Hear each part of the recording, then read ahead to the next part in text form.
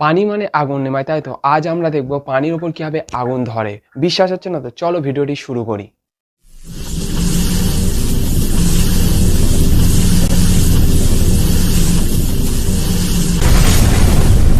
প্রথমে একটা কাঁচের পাত্র নিলাম।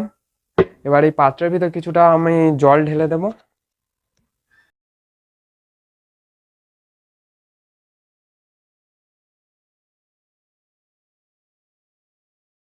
দেবো এতে নেল পালিশ।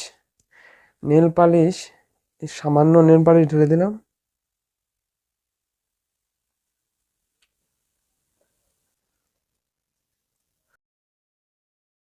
দেখো নেল পালিশ পানির উপর ভাসে। নেল পালিশ কেন পানির উপর ভাসে?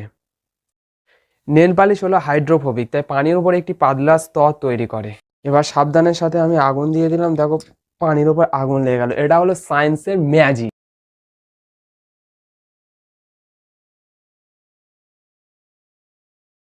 নেল পালিশে থাকে দাহ্য কেমিক্যাল, সাধারণত অ্যাসিটেন, বুটাইল অ্যাসিটেট বা অ্যালকোহলের মতো দাহ্য পদার্থ।